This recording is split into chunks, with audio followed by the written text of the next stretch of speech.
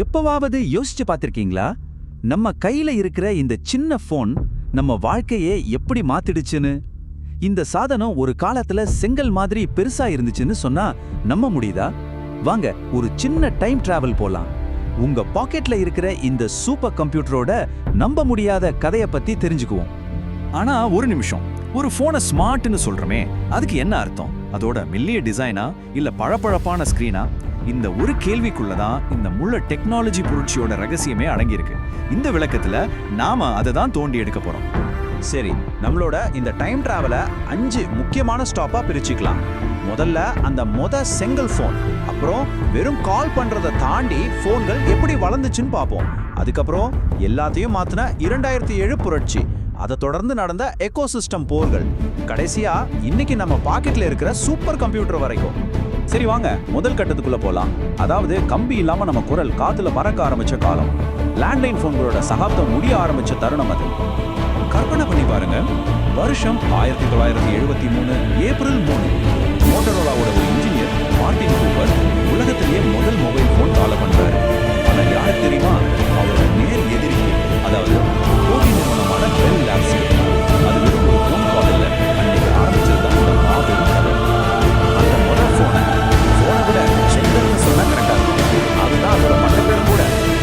10 வருஷம் கழிச்சு 1983 Motorola டைனடிக் 8000X அப்படிங்கிற பேர்ல முதல் முறையா மக்களோட பயன்பாட்டுக்கு வந்துச்சு. இதுதான் மொபைல் கழிச்சு இந்த முதல் போன். ஸ்பெசிஃபிகேஷன்ஸ் கேட்டா சிம்பிள் தான் வரும். அதோட வெயிட் 1 கிலோக்கு மேல. ஜஸ்ட் ஒரு 30 நிமிஷம் பேசணும்னா 10 மணி நேரம் சார்ஜ் பண்ணணும். அதுவும் எதுக்கு? வெறும் போன் பேசுறதுக்கு மட்டும்தான், வேற எதுவும் பண்ண முடியாது.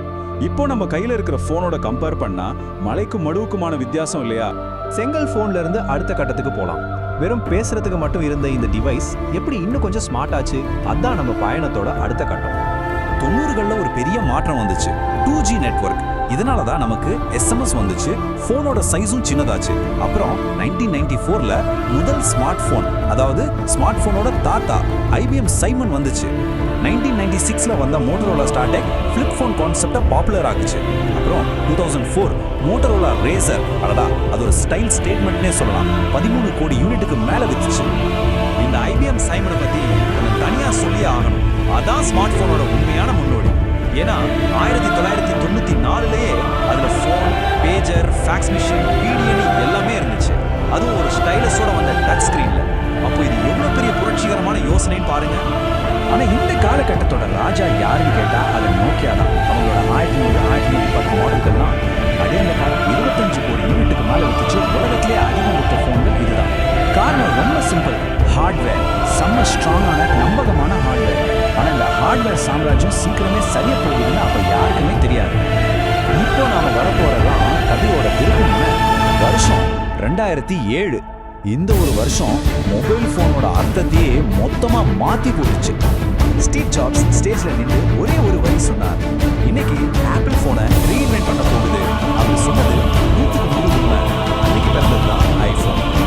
இதுல என்ன பெரிய வித்தியாசம் நீங்க கேட்கலாம். வித்தியாசம் போன்ல இல்ல, யோசனையில இருந்துச்சு. நோக்கியா மாதிரி கம்பெனி எல்லாம் எவ்வளவு நல்ல ஹார்ட்வேர் கொடுக்க முடியும்னு யோசிச்சாங்க. ஆனா ஆப்பிள் எவ்வளவு நல்ல சாஃப்ட்வேர் அனுபவம் கொடுக்க முடியும்னு யோசிச்சாங்க. பிசிக்கல் பட்டன் முழு டச் ஸ்கிரீன் கொண்டு வந்தாங்க. உலகமான சிக்னல் யோசிச்சீங்கன்னா ரொம்ப சிம்பிளான யூஎஸ் முழு ஆப் எக்கோசிஸ்டத்தையும் உருவாக்குறாங்க. ஃபோன் வெளியில ஸ்டைலா ட்ரெண்ட் ஆரம்பிச்சாங்க.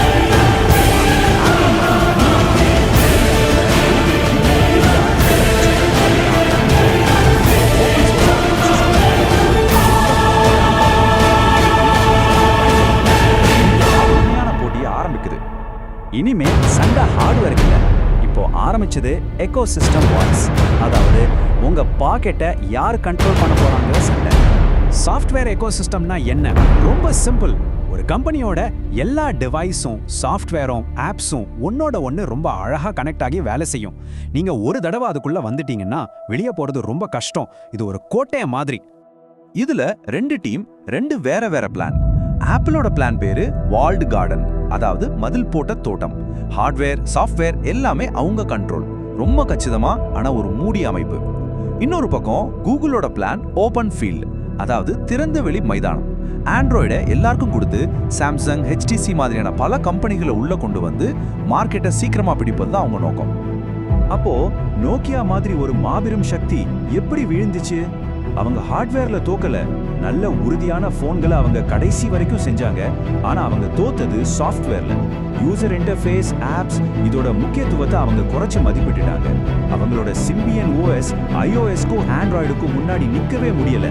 கடைசியா மைக்ரோசாஃப்ட் கூட கூட்டணி வச்சதும் வேலைக்கு ஆகல. இந்த எக்கோசிஸ்டம் முடிவு தான் இன்னைக்கு நாம பார்க்குற உலகம். அதாவது நம்ம பாக்கெட் சூப்பர் கம்ப்யூட்டர்கள் இருக்கிற காலம். ஆனா இந்த உலகத்துல ரெண்டே பேரரசு தான் இருக்கு. இன்னைக்கு நீங்க ஸ்மார்ட் போன் மார்க்கெட் எடுத்து பார்த்தீங்கன்னா அது கிட்டத்தட்ட இப்படிதான் இருக்கும். ஒரு பெரிய பங்கு கூகுளோட ஆண்ட்ராய்டு,